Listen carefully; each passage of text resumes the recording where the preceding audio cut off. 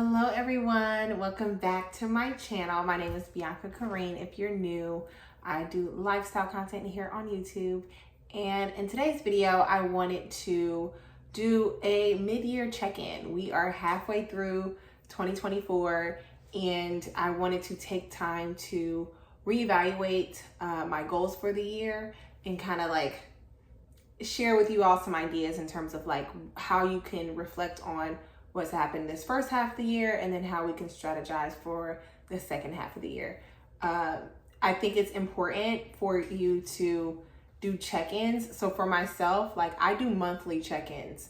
I plan out like the overarching month. So I'll have goals for that month or reflections from that month, and just trying to, that I think makes it easier going into a mid-year check-in, and then even easier to go by the end of the year when you want to reflect on the year and all this stuff. I've already recorded it month by month. And I think that's a good cadence for me. Doing it like quarterly, that's too far out, and then weekly is too much pressure to try to like journal and keep stuff weekly. I kind of have a running list weekly, so to speak, on my phone, like in my iPhone notes. But I make sure to get here on the computer, have my computer here, and do a monthly check-in. But yeah, today's video is about the mid-year. So I have a few questions. I'll kind of go through my process with you all, and hopefully it helps. But a few questions just to reflect on the year, right? So the first one being, what are the lessons you've learned? It's again easier if you've been kind of documenting it throughout, or even if you haven't documented month by month the way I've been doing it. If you have jotted down things in your notes or in your journal, in your diary or something, like what are some, or just reflecting on some big things that have happened the last 6 months. What lesson did you take away from that? Like what's a life lesson that you were meant to learn and you can internalize, carry that with you for the rest of this year and for the rest of your life? The second question is what I excelled at. So taking a time to like acknowledge your wins, just highlighting that in yourself, it gives you confidence to know that, hey, you know, I accomplished this, confidence to know that I can accomplish other things in the future, and just making sure we're keeping a balanced perspective. Because I think we all know there's like a negative, they call it like the negativity bias. Like we remember negative comments or like bad things that happen, but just making sure we're intentional about highlighting the good things that have happened, the things we've excelled at, the goals that we have hit so far, and making sure we have a balanced perspective. The third question is on the flip side of that, which is what you struggled with, or just, you know, those opportunities for growth. Like what are some of the harder things to face that have happened in these last 6 months, and kind of write that down. But similar to what I said in the previous question, it's like making sure we have a balanced view of what went well, what didn't go well, what we excelled at, what we struggled with, so that we can just have a accurate inventory of what we're working with, and how we can address it and grow.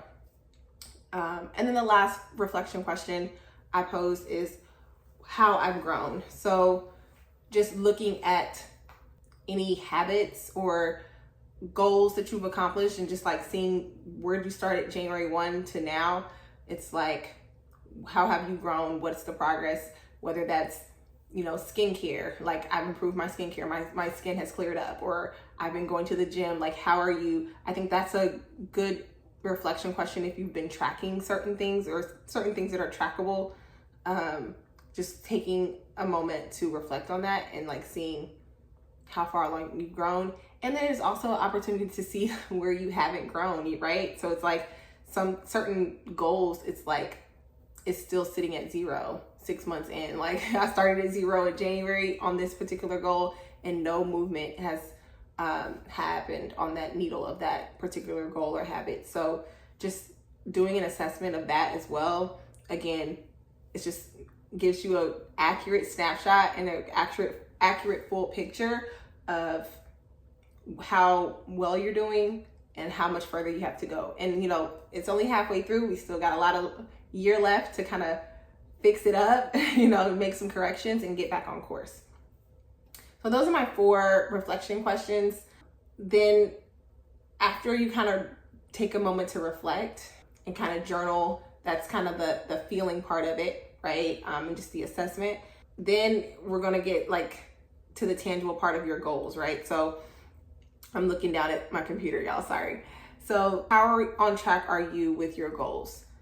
Being honest, those tangible, what are your top 3 goals of the year? I don't know how many goals you all do. I've done this year, I decided to do 2 or 3 goals because I found in previous years when I tried to do 12 goals, a goal for each month, it doesn't work out that way.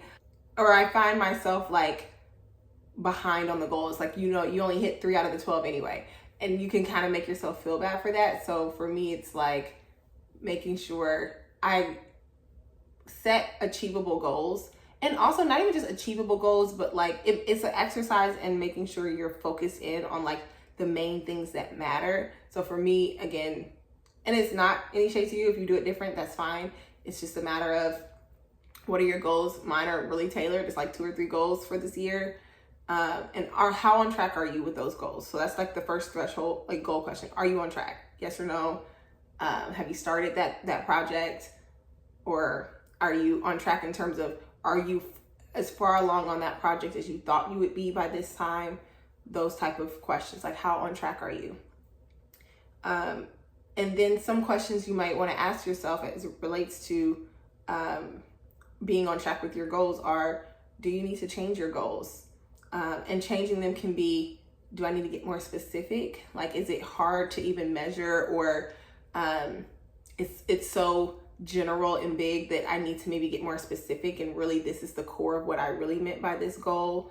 Or maybe if you break the goal down a little bit further, I just want to get one aspect of this goal accomplished this year, and then the next aspect of this goal can happen later, but just kind of honing in and making it more specific.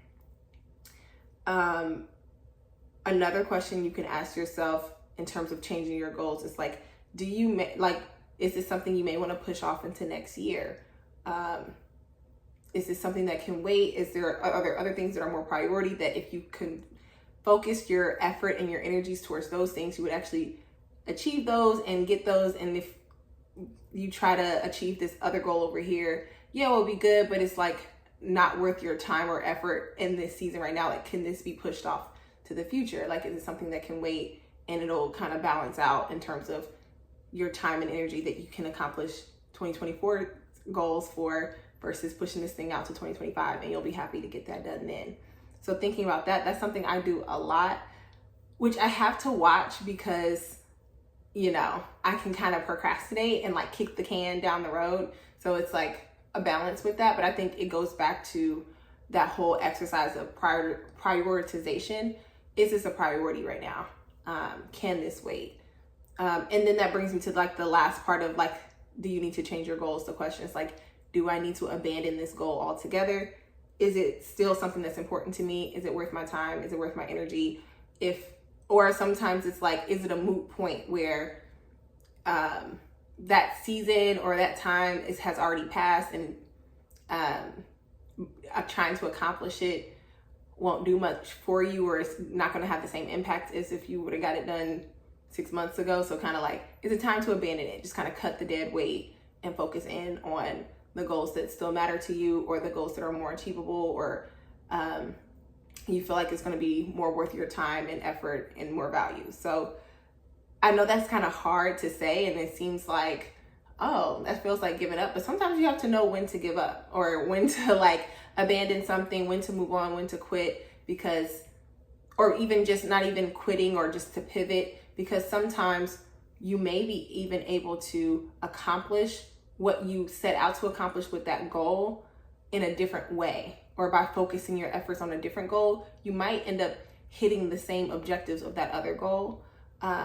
Or you just, again, it might just be free up your time in terms of your peace of mind, your time on your schedule, your energy. If you're being pulled in so many different directions, to just abandon it. Sometimes the juice isn't worth the squeeze, right? So, and that's okay. That's the part of life. So something to think about.